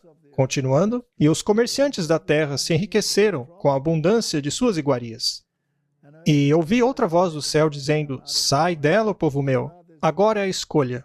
Ou daremos ouvido ao sistema, ou nos separaremos do sistema, para nos alinharmos com Cristo. E quem dá ouvidos ao sistema está dizendo: sou Deus. E como deixar claro para o mundo que eu me separei dos sistemas, e agora estou alinhado com Cristo? Guardando o sábado. Mas o sábado não é só um dia, Martin? Não, não é. Não se o sábado está atrelado a uma pessoa, não é? Aí representa lealdade a ela. Guardar o sábado é reconhecer a autoridade absoluta de Cristo em sua vida. Martin, Satanás odeia Cristo? Ele o amava, mas passou a odiá-lo. Então ele o odiou porque ele queria a posição de Cristo. Ele o odiou tanto, a ponto de matá-lo. Agora, quando Adão e Eva foram criados, quando pecaram, não lhes foi prometido um redentor? Sim. Ok. E quando Caim nasceu, você não acha que Adão e Eva pensaram que ele seria o libertador? Com certeza. Eles pensaram: esse será o que resolverá todas as coisas. Será que Satanás sabe que Cristo é o Redentor e o Criador? Ele sabe, não é? E se ele conseguisse impedir Cristo de voltar, isso não colocaria em perigo a humanidade? Sim. Tá. Quando Satanás viu o caráter de Caim e o quão maleável era o caráter de Caim, ele provavelmente pensou: olha, eu não acho que Caim é o Redentor. Pelo que estou vendo, o Messias virá da linhagem de Abel. O que ele decidiu então? Livrar-se de Abel. Matar Abel, para que o Messias não nascesse. Mas Adão acabou tendo outros filhos. E daí em diante, conseguimos ver ao longo da história a linhagem dos filhos de Deus e das filhas dos homens. E, eventualmente, a linha dos filhos de Deus, de onde viria o Messias, viu que as filhas dos homens eram muito bonitas. E eles acabaram apostatando, não é? E se ele pudesse acabar com a linhagem de Cristo, a humanidade não se perderia? Sim. E aconteceu que essa linhagem quase acabou, a não ser por Noé e os seus filhos. Bem, sabemos que os filhos dele também não eram perfeitos, e nem suas esposas. Mas a linhagem estava com eles. Mas se ele tivesse conseguido seguir com os seus planos, não teria sobrado ninguém. Ele teria exterminado a linhagem que levaria ao Messias, e a humanidade estaria perdida. Portanto, para impedir isso, Deus interviu. E ele não interviu no último momento. Deus não foi paciente. Por bastante tempo. No outro programa em nosso canal, vimos o Marlow e o Robert falando a respeito de quando Deus intervém, quando Ele mata. Então, sim, Ele interviu para salvar essa linhagem. Porque se Ele não tivesse feito isso, o Messias jamais teria vindo, porque não haveria ascendência para Ele vir. E aí não haveria redenção? Muito bem. Então, toda a humanidade antediluviana foi destruída. Eles encheram a taça da paciência de Deus. Eles quase destruíram a linhagem que levaria ao Messias. E após o dilúvio, não demorou muito até que as coisas saíssem do rumo de novo, né? Aí veio a Babilônia, o chamado de Abraão para sair dela, e Abraão teve uns problemas lá no Egito, e ele também deu ouvidos à ansiedade da mulher dele. Mas, enfim, as coisas se acertaram e a linhagem do Messias foi preservada, com os patriarcas, etc. Agora, Satanás sabia que a linhagem de Cristo estava ali naquela linhagem. Em algum ponto, dentro daquela linhagem, o Messias viria. Então, eu acho que quando ele olhou para os 12 patriarcas, analisando o comportamento deles, ele deve ter se perguntado de onde o Messias virá. Provavelmente deve ser do mais certinho deles, não é? Ele provavelmente concluiu, e veja, isso é só especulação minha, tá? Que viria de José. José é provavelmente aquele que continuará a linhagem do Messias, porque os outros não prestavam. Sim, ele conseguiu fazer exatamente o que ele queria. Exatamente. E o que ele tentou fazer com José? Tentou eliminá-lo. Matá-lo, não é? Mas Deus interviu e todo mundo foi salvo, eventualmente. Eles tiveram que ir lá no Egito, buscar comida. Agora, qual dos patriarcas teve uma conversão genuína de coração? Judá? Judá. Nós sabemos disso porque, eventualmente, ele diz ao seu pai: eu levo a responsabilidade sobre isso. Eu morrerei. Eu entrego a minha vida. Nisto, ele demonstrou os sentimentos de Cristo, certo? E, neste caso, Satanás errou os cálculos, porque a linhagem veio de Judá e não de José. E aí aconteceu os anos do cativeiro, mas e se você conseguir escravizá-los e fazê-los esquecerem-se totalmente de Deus, de forma que você destrua a linhagem do Messias? Satanás, então, fez com que os egípcios escravizassem aquele povo para que eles se esquecessem completamente de Deus. E assim impedir a vinda do Messias. Muito bem. E o que fez Deus? Ele os ajudou a lembrarem-se. Muito bem. Ele disse: vocês vão deixar o povo ir para que eles guardem minhas leis. E qual foi a primeira lei que eles tinham que guardar? O sábado, antes do Sinai. Eles tinham que guardar o sábado. Então, eventualmente, eles saíram e, depois de um tempo aí no deserto, foram para a terra prometida. E disseram: agora nós queremos um rei. Queremos uma linhagem real. E o primeiro que foi escolhido foi da tribo de Benjamim. Mas tinha havido uma profecia de que o cetro não se afastaria de Judá, certo? Não é? O cetro não se afastaria de Judá até que viesse o Messias. Então, Satanás deve ter pensado: tá, mas ele vai vir exatamente da onde? Eventualmente, Davi, o mais improvável dos filhos, porque até mesmo Samuel achou que o primeiro filho de Jessé, que era o homem perfeito para ser o rei, ele era fantástico. Mas Deus disse: não, não é esse. E por fim, não tinha sobrado ninguém, a não ser o menino do campo. Traga-o, pois é ele. Muito bem. Aí, Davi finalmente tornou-se o rei. E ele governou sobre todo o reino e governou em Judá. Agora, a linhagem de Davi naturalmente, seria a linhagem que traria o Messias. Aí Satanás colocou atenção especial nisso. Coitado do Davi. E aí veio o Salomão, depois o Roboão, que, por sua vez, deu ouvidos aos conselheiros jovens e acabou perdendo as 10 tribos. Então seguiu-se um conflito entre Judá e as outras tribos. Sim, uma guerra sem fim entre Judá e o resto. Eles chegaram até mesmo a alinharem-se com os inimigos de Deus para tentarem destruir Judá, não é? Então Satanás mirou em Judá, porque ele sabia que o Messias viria dali. Se ele conseguisse impedir a vinda do Messias, Então tudo acabaria. então ele tentou fazer isso com guerras, mas não conseguiu. Ele tentou destruir a linhagem real, tentou matá-la. Ele conseguiu até mesmo fazer com que os descendentes de Acabe casassem-se com aqueles de Judá. E aí veio uma rainha matando toda a linhagem real, exceto por um garotinho. Um garotinho que sobrou.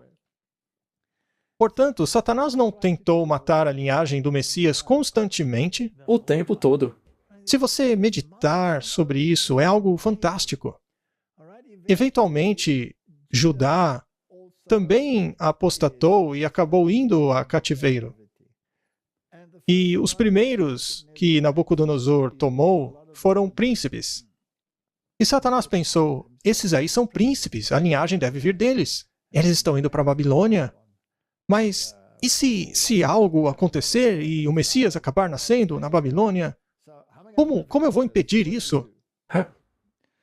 Ele castra todos eles. Todos foram feitos eunucos. Agora o Messias não pode mais vir. Mas ele acabou se esquecendo de um ou dois ali. Então veja que ele sempre pega o cara errado. Deus sempre está um passo à frente dele.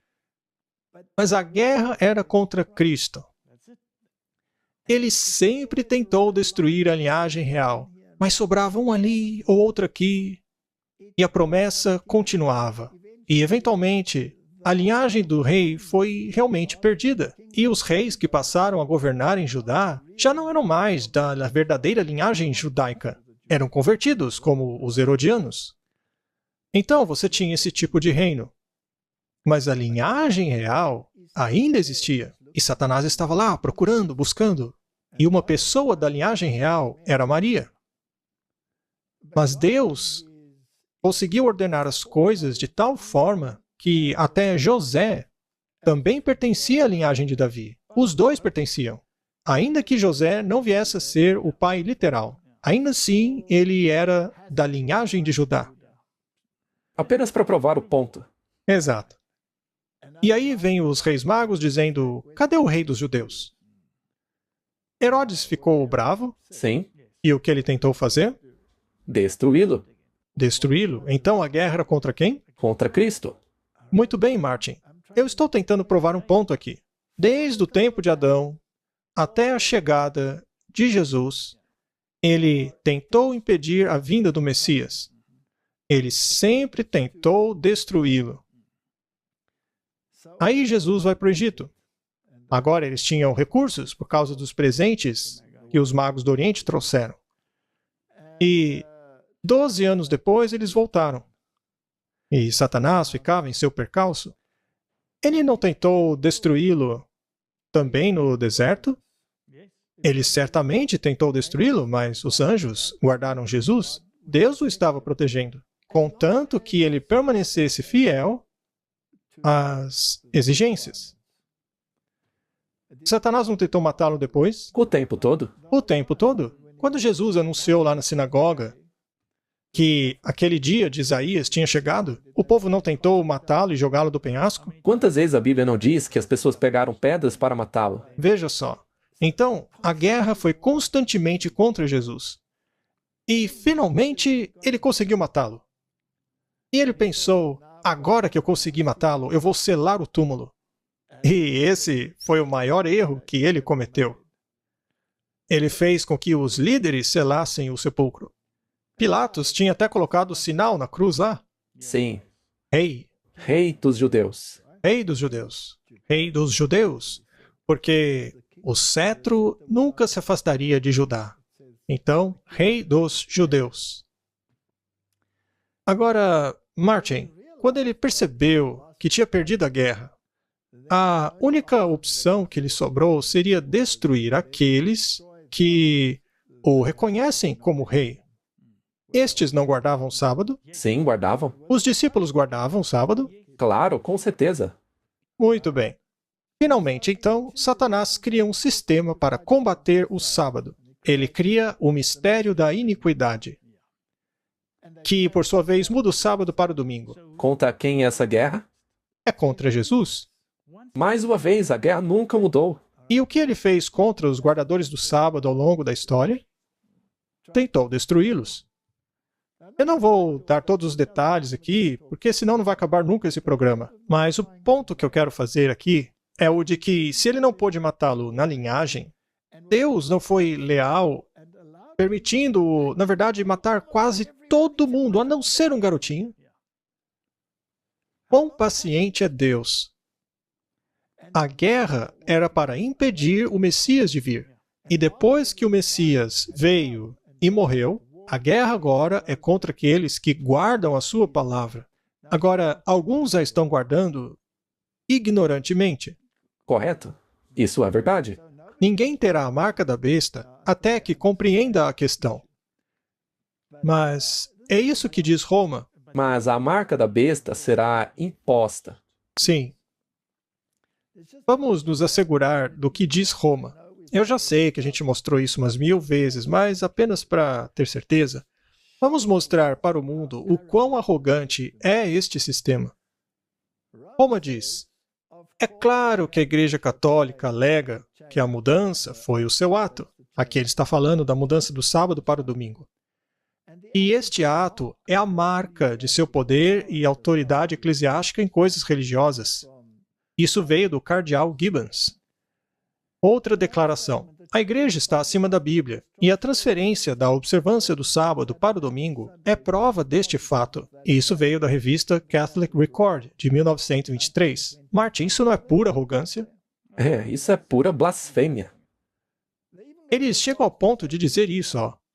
A razão e o bom senso exigem a aceitação de uma ou outra dessas alternativas, ou o protestantismo e a guarda do Santo Sábado, ou o catolicismo e a guarda do Santo Domingo. Fazer concessão é impossível.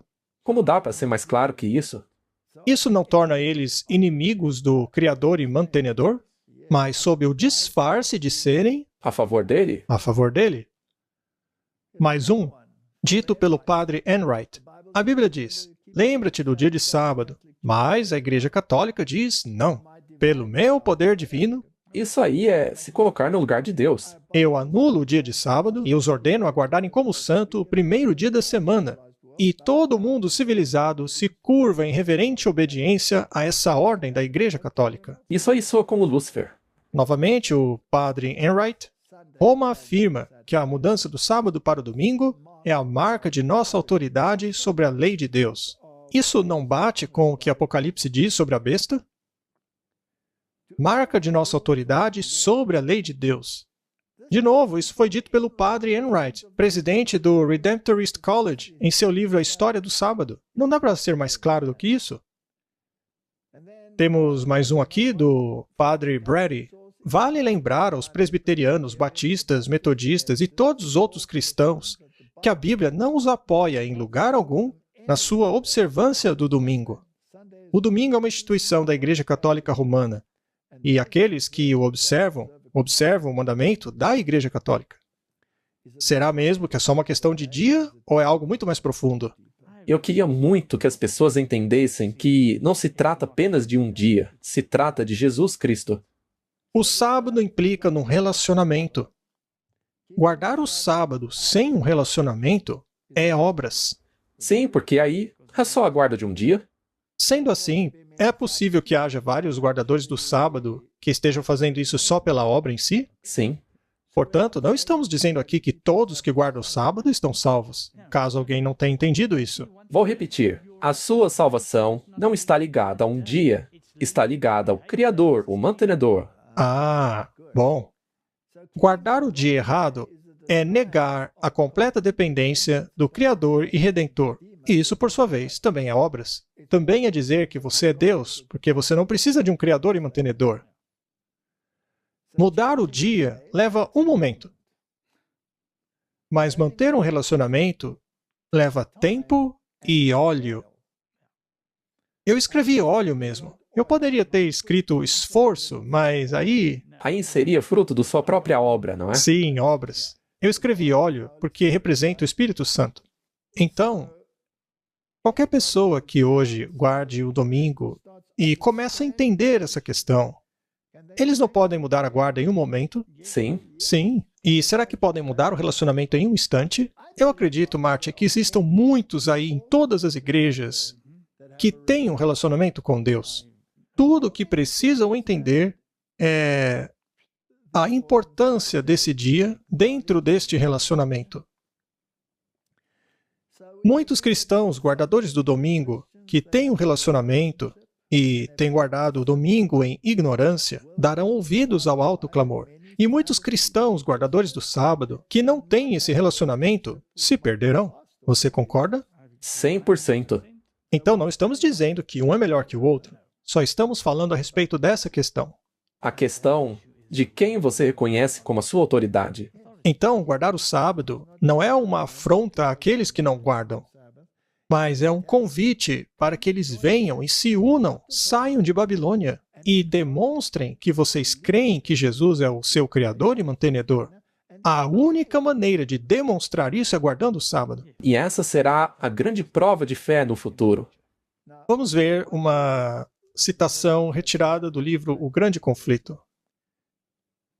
A mensagem será levada não tanto por argumento, como pela convicção do Espírito de Deus. Os argumentos foram apresentados. E aqui eu espero que realmente tenhamos feito isso.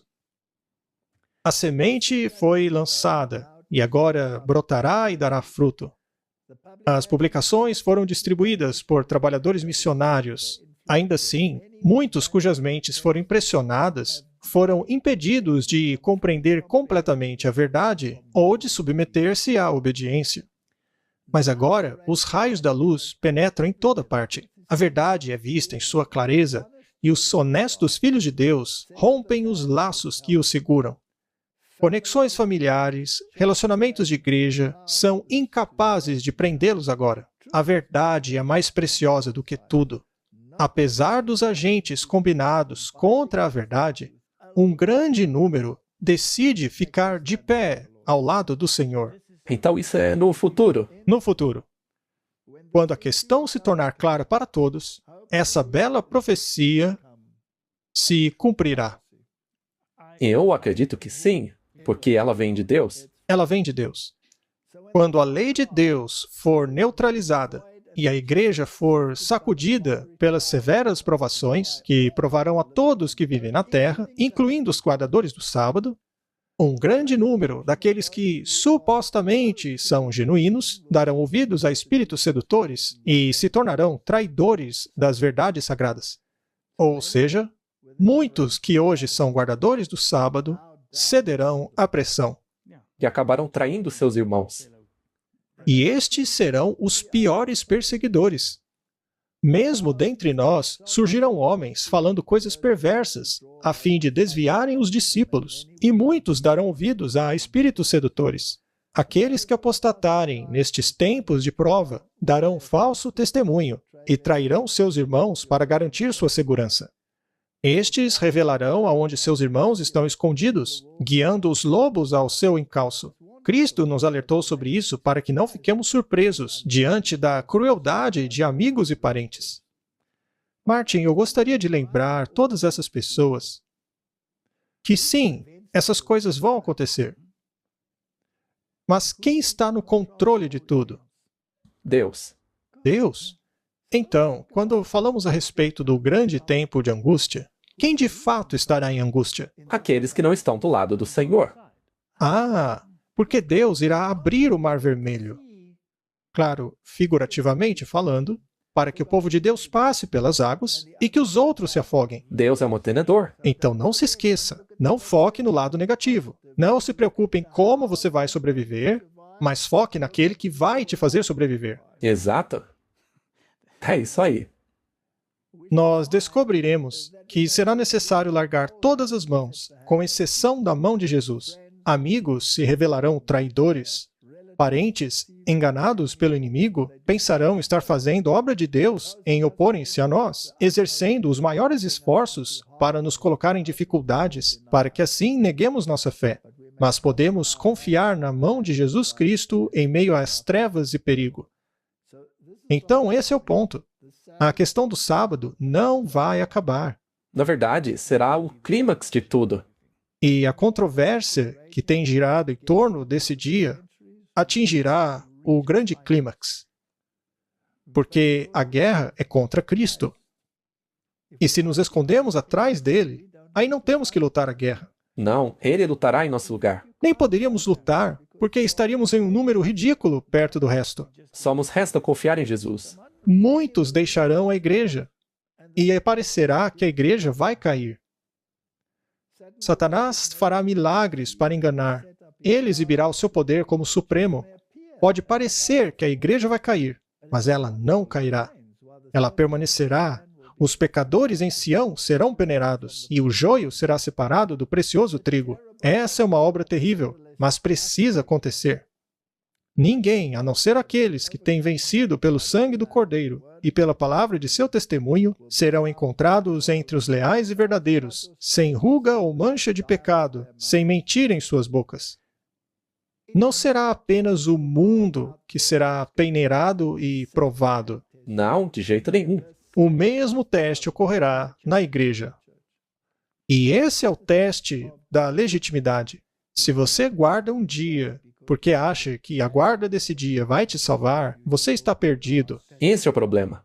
Porque aí você não tem um relacionamento. Não se trata de um dia, se trata do relacionamento com o Criador. E isso está atrelado ao dia. Exatamente. Isso está escrito em pedras, literalmente.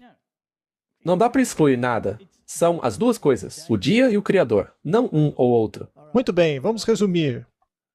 Você concorda com estas declarações? Sem ligar o sábado a Cristo, ninguém ficará de pé. Sim. A menos que compreendamos que rejeitar o dia é rejeitar Cristo, não seremos capazes de permanecer firmes como os amigos de Daniel no dia da provação. A guarda do sábado não é sobre guardar um dia, mas perceber que somos guardados por Cristo. Sim, sem ele, um dia não significa nada. Muito bem. A verdadeira guarda do sábado é um implante divino e não uma obra humana. Nós não criamos o sábado. Deus criou o sábado. Cristo criou a humanidade e é Cristo que a levará para o novo mundo. Não um dia. Cristo fará isso. Você vai guardar o dia dele? Sim. Até mesmo no céu? Sim. Quantos dias levará para chegarmos no céu? 7. Então um deles é sábado. Sim. Então ninguém vai entrar no céu sem guardar o sábado. Todo mundo que entrar no céu vai guardar o sábado. Todo mundo. Se Cristo dividiu o Mar Vermelho para fazer um caminho de escape para seu povo, Cristo fará o mesmo na crise final. Você concorda? Então, ao invés de manter nossos olhos focados nos problemas que estão chegando, vamos manter nossos olhos focados na solução, Exato. que é Jesus. E a mesma solução dos problemas é o mesmo Deus que você reconhece caso guarde o seu dia. Muito bem. Martin, você concorda que é inútil nos preocuparmos em como sobreviveremos à crise e que é mais importante nos preocuparmos com quem passaremos a crise? Porque as pessoas estão dizendo: eu tenho medo de ficar sem um mediador, medo de que Cristo me abandone. Sim, a gente escuta isso o tempo todo. Mas Jesus não prometeu que nunca nos abandonaria? Então, se você mudar o seu foco, ao invés de pensar, oh não, eu preciso me preparar para ficar sem o mediador, nós deveríamos dizer para nós mesmos, Cristo estará comigo, a quem temerei? Ele não vai selar os seus servos na testa? Ele não vai enviar os anjos dele para cuidar de você? Por acaso armas de metal serão capazes de destruí-lo? Não. Martin, se as pessoas entenderem que o dia está atrelado a Jesus Cristo, Aí acaba a discussão. aí acaba a discussão. Então, Martin, tudo o que eu posso dizer para terminar esse assunto é o seguinte: seja forte e corajoso, como está lá em Deuteronômio. Não temas, não tenha medo deles, pois é o Senhor, o teu Deus, que vai contigo. Ele não falhará contigo e nem te abandonará. Isso não coloca a questão do sábado numa luz mais clara? Com certeza, na verdade, coloca sob a luz correta. Vamos orar para que toda a humanidade compreenda isso. E, como você mencionou, a história de Israel nos mostra que a cada momento que Deus intervém, quando as nações de toda parte queriam destruí-los, então, da mesma maneira, essa promessa é válida para nós. Deus vai lutar as nossas batalhas. Quanto mais quando nós finalmente estivermos no tempo de angústia. Veja mais uma vez essa imagem aí atrás. Quando a hora chegar e a igreja se unir ao Estado para formar um reino terrestre, Sim, com ignorando certeza. assim o reino de Cristo, então nós veremos que ocorrerá uma repetição dos tipos das batalhas lutadas no tempo de Israel. Talvez no futuro, Martin, possamos falar deste reino terrestre, e como vemos, é iminente, e sobre como Deus irá proteger o seu povo nestas situações. E o interessante é que a maioria das pessoas que não guardam o verdadeiro sábado são aquelas que querem esse reino terrestre. Sim. Então, vamos dar uma olhada nisso da próxima vez. E eu espero que, como eu disse antes, as pessoas compreendam que não é só questão de um dia da semana. É uma questão centrada em Cristo, que é o Senhor do sábado. Oremos. Querido Pai, eu acredito que esta é uma questão muito importante. É crucial para compreendermos o que está acontecendo. Porque como poderemos ficar firme pela justiça e verdade enquanto achamos que é só um dia? Mas se estiver relacionado ao conflito dos séculos, aí sim começa a fazer sentido. E eu oro para que as pessoas compreendam isso e que o seu Espírito fale a mente delas, para iluminá-las, para que se separem do mundo e fiquem firmes ao lado do estandarte de Jesus. Eu peço em nome de Jesus. Amém.